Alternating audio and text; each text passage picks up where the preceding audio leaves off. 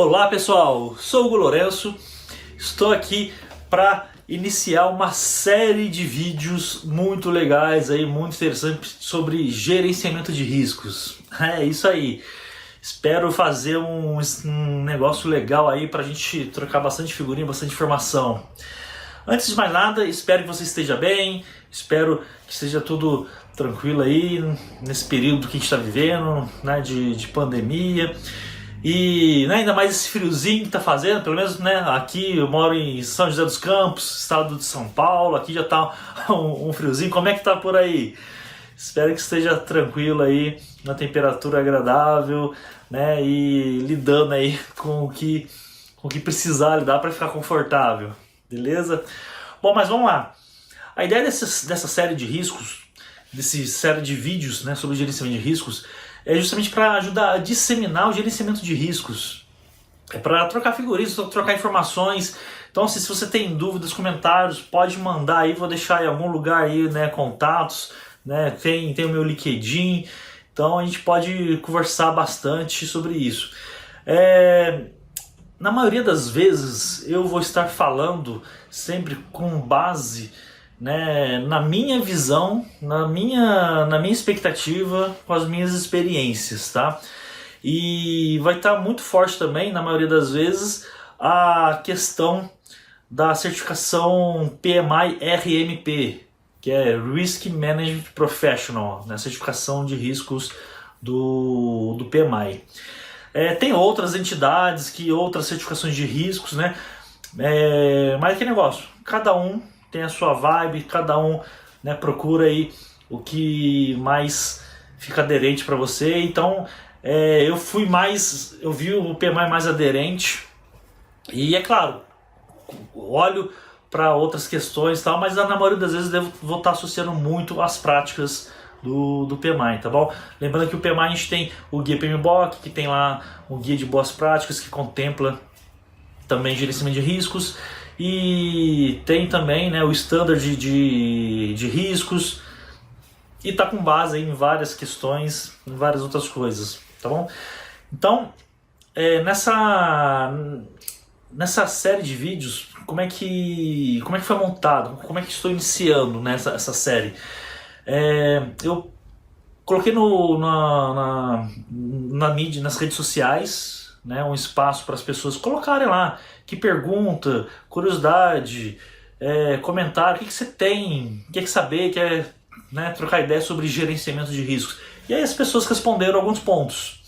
Então eu categorizei isso, né, fiz uma priorização, né, juntei perguntas semelhantes ou relacionadas, e aí montei aí um backlog aí para falar sobre gerenciamento de riscos, e por isso estamos aqui, né? Espero que seja um conteúdo muito legal, muito bom para vocês, sempre todos os conteúdos que gerarem, e é para fomentar mesmo, é para a gente atuar mais com gerenciamento de riscos, atuar melhor, ter referências, ter mais pessoas falando, agindo sobre isso, e estou aqui para colaborar nesse movimento, tá?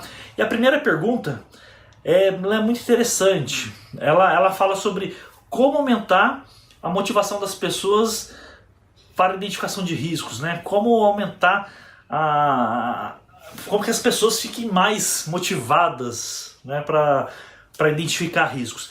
Esse aqui é um primeiro vídeo sobre essa questão, e depois terá um segundo que eu vou complementar para falar de uma maneira mais ampla. Mas vamos focar então nessa questão, né? Então, como aumentar a motivação das pessoas para a identificação de riscos, né? Eu tenho aqui algumas anotações, né, que eu separei ali para a gente estar trocando figurinha. E eu começo falando no seguinte contexto: a vibe do gerenciamento de riscos, ela é a mesma. Então, por exemplo, vamos considerar, né, o padrão de gerenciamento de riscos do guia PMBOK, do standard de riscos do PMI, né? Ou seja, vamos considerar o que o PMI tem. Então, o que tem ali são as boas práticas, né? É um padrão que a gente pode ter como base para trabalhar. Então, independente do lugar que a gente esteja, o padrão é o mesmo, a gente usa as mesmas práticas, né? Então, independente se a gente trabalha com cascata, com ágil, né, o padrão é o mesmo, a gente vai seguir as mesmas práticas, estão disponíveis as mesmas ferramentas e técnicas. É claro, dependendo do ambiente que você está, se agrega outras, que essa é a vibe que eu gosto de atuar, principalmente na parte ágil, trazer vibes, coisas mais colaborativas entre as pessoas. E uma coisa muito interessante também então assim, para começar isso, a prática é a mesma, né? Então assim, se ela já não curte a prática, isso já é uma barreira, e aí a gente precisa trabalhar isso aí, né? Então é importante deixar isso claro para as pessoas, que a prática é a mesma, né? Ou pode ser a mesma, né? A gente pode fazer adaptações ali no que for necessário, mas no grande modo, assim, a prática é a mesma. Então, e isso tem pessoas que vão se motivar mais, tem pessoas que vão se motivar menos, né? Então isso é um ponto para a gente trabalhar. E é importante a gente conhecer as pessoas. Então, se elas são mais questão visual, auditiva ou sinestésica, né? Por quê? Porque a identificação de risco, a gente pode agregar mais as pessoas podem ficar mais motivadas mediante ao que ela tende mais a ser do jeito dela, né? Então, assim, se ela é mais visual, se você fizer uma gestão de risco que tende mais pro sinestésico, que tende mais pro auditivo, talvez ela não vai se motivar muito, não vai se empolgar muito. Ou você faz uma identificação de risco de forma visual, você vai chamar mais a atenção dela. O auditivo, a mesma questão. Então você faz uma gestão de risco auditivo, né, como é que seria isso? Reunião das pessoas trocando ideias, né? As pessoas estão trocando ideias, falando, a pessoa está ouvindo, tal, então ela vai captando ali o visual. Então a gente vai trabalhando com desenhos, com figuras, com cores, né, esse tipo de coisa. Alguma coisa, seja digital, seja física, mais visuais. E o sinestésico, né, vai ser mais difícil, né, mais com questões que ele sinta, né? Então, um ambiente, dependendo do contexto que a gente se encontra, né, se é uma indústria, vamos identificar risco num ambiente, se é um ambiente fabril, né, vamos lá perto da linha de produção, então ele vai estar sentindo um calor, ele vai estar sentindo um frio, ou vai estar sentindo um vento, e se isso colaborar para a identificação de riscos, isso vai ajudar, né, uma pessoa sinestésica a colaborar mais com a identificação de riscos, né, do que ele ficar preso numa sala fechadinho, né, meia luz assim, não vai sair nada dali. Então tem isso daí. E é claro, e aí já entra na questão do perfil da pessoa, se ela é uma pessoa mais introvertida, mais extrovertida. Então a gente precisa conhecer bem as pessoas, é importante a gente conhecer a característica das pessoas, porque se é uma pessoa mais introvertida, um workshop visual, tal, com barulho, né, não vai funcionar bem com ela. Talvez precise de uma sessão com ela, ou ela sozinha, ou começar a trazer ela aos poucos com o time, mas vai ser diferente de uma pessoa introvertida. Uma pessoa extrovertida, ela já vai participar mais e melhor, né, de um workshop e tal, mas é claro, tem que ter as suas limitações ali, como a gente sabe, né? Muito introvertido, muito extrovertido pode, né, não dar os resultados aí que a gente procura. Uma coisa importante é setar sempre o objetivo, né? Então, objetivo, meta, seja lá o que for, propósito, deixar claro o porquê que a gente precisa identificar riscos, o porquê que a gente precisa, né, gerenciar riscos. Então isso é muito importante, deixar o objetivo claro. O objetivo pode motivar muito a pessoa, e com isso a gente precisa ter um ambiente favorável, né? Não adianta a gente querer identificar riscos, mas tá num ambiente que não vai ajudar, não vai colaborar. Não adianta a gente estar num ambiente que a gente não consiga discutir, escrever, desenhar, ou trocar ideia, né? Tem muita interferência, não, precisa ter um negócio focado, e o ambiente então tem que proporcionar a identificação de riscos, o trabalho, seja individual ou coletivo. E é claro, né, faz ali dentro desse ambiente os acordos de regras, né, o que pode, o que não pode, os momentos. Então tudo isso ajuda a aumentar, né, a qualidade e o comprometimento da pessoa, né, a motivação dela para ela participar dessa questão de risco. E o objetivo é tudo, né, voltando na questão do objetivo. Então, porque assim, se a gente não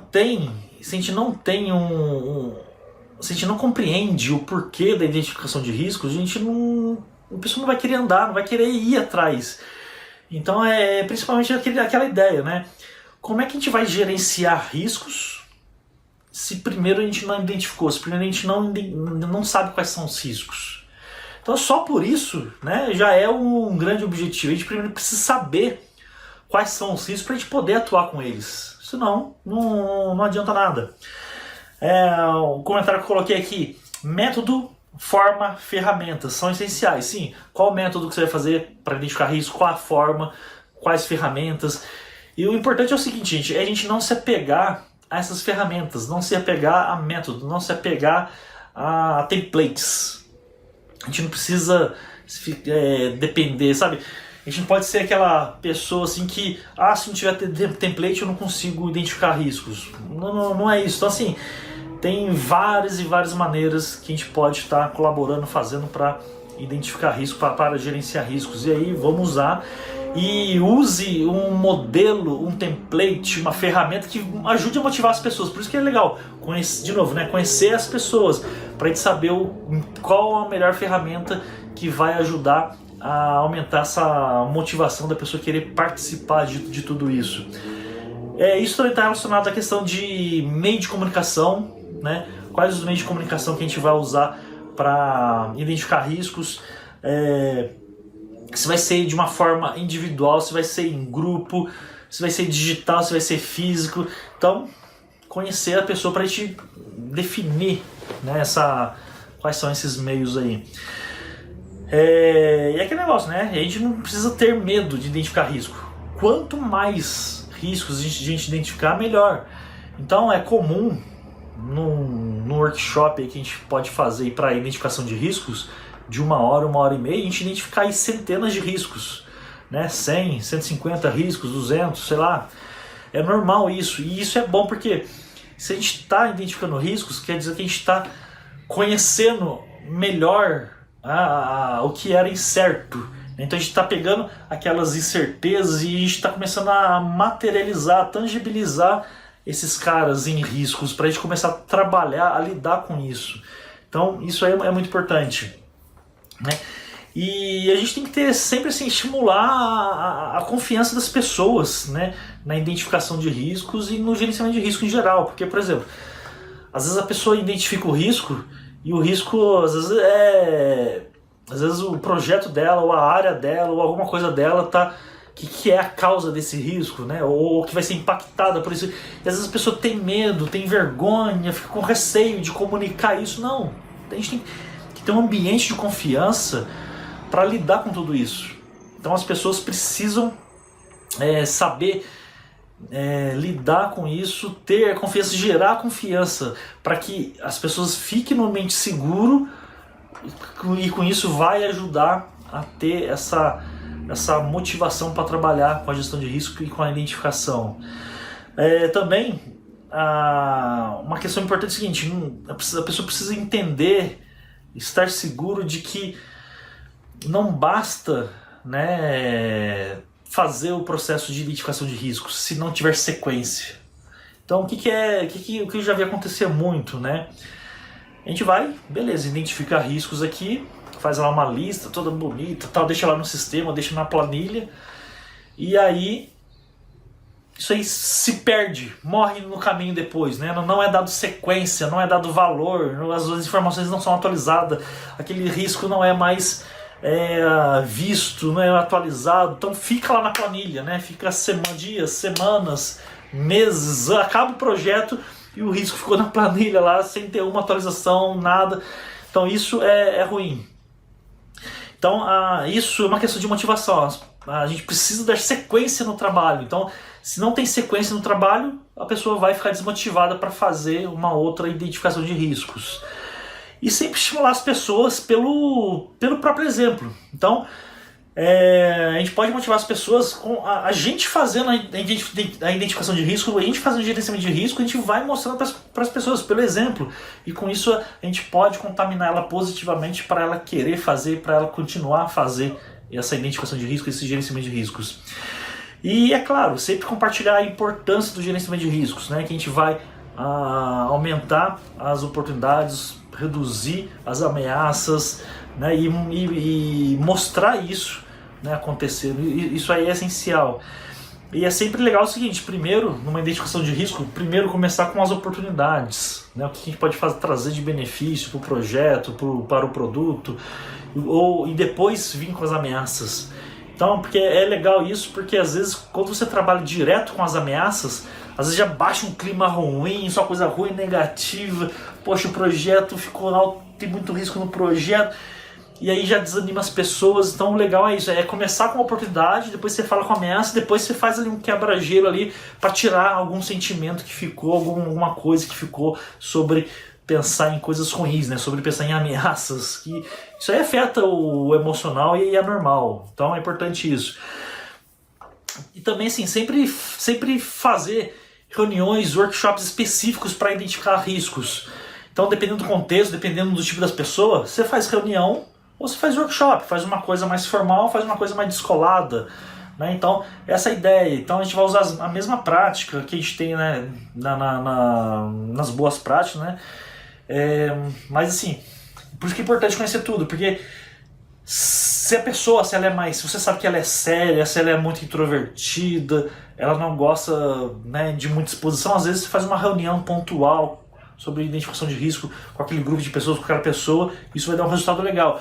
Agora você está numa vibe ágil, uma vibe descolada, faz um workshop, né, cheio de radiadores de informação, tá usando coisas visuais, usando ferramentas, usando música, audições. Isso vai ajudar, né, o contato com as pessoas de forma coletiva, colaborativa. Então isso vai ajudar na identificação de riscos, no gerenciamento de riscos. Então isso é muito legal, né, saber, né, se usa reuniões, se usa workshops, se faz alguma dinâmica, se faz alguma outra coisa. Isso aí é muito legal. Então depende muito o quê? Do tipo das pessoas, né, da gente conhecer as pessoas.